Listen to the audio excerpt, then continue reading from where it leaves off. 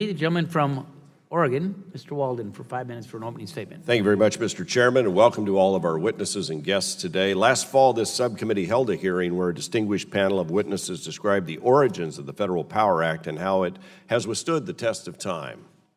That testimony provided us with an historical context to how the federal government regulates the electricity sector.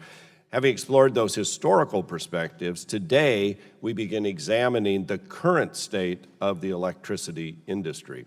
As we embark on the Powering America series of hearings, I'd also like to welcome our witnesses again, who are leaders representing a diverse set of utilities and market participants. We greatly value your input and counsel.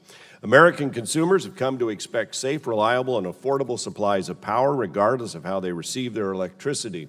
You know, in my district in Oregon, we receive electricity from just about every source, both renewable, we get coal, we get natural gas, we get hydro, we get solar, we get wind. We also receive it from cooperatives and public utility districts and municipalities and IOUs.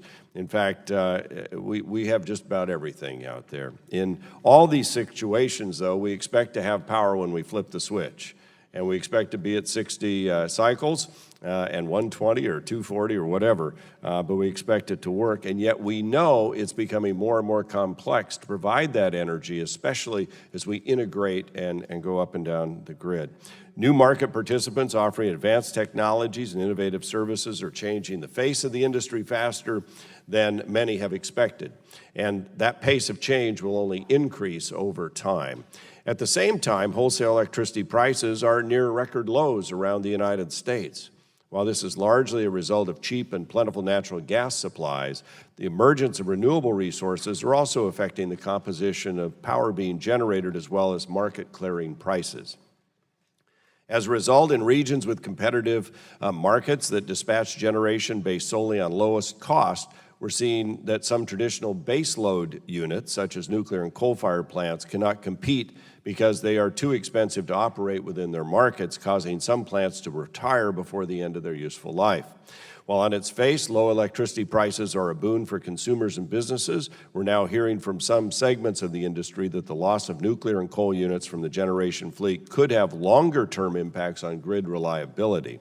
While this is an issue that the DOE is examining in its baseload study, this is also an issue that this committee is exploring. Additionally, recent proposals by states to advance certain public policies in the organized electricity markets have added yet another layer of complexity to an already complicated system.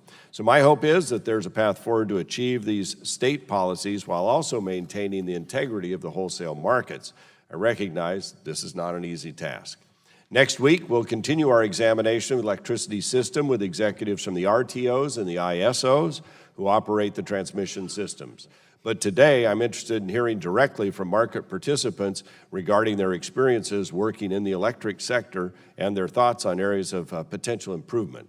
I would note that our panel includes representatives that participate in both the non-restructured markets as well as all 7 organized markets. So as Chairman Upton noted, today is just the first in our Powering America series of hearings examining this industry. So I look forward to learning more about the current state of the vital industry and hearing your thoughts regarding what, if any, reforms could help to achieve greater efficiencies, reliability, and competition in the wholesale markets, while also continuing to deliver value to customers. As I've said previously, at the end of the day, our goal is to serve the interests of consumers, and I look forward to your ideas to further that mission. And I will say at the outset, we have another subcommittee hearing going on 340B hospital issues, so I have to pop up to that one as well. But with that, I would yield the balance of my time to Chairman of the Environment Subcommittee, Mr. Shimkus. Thank you, Mr.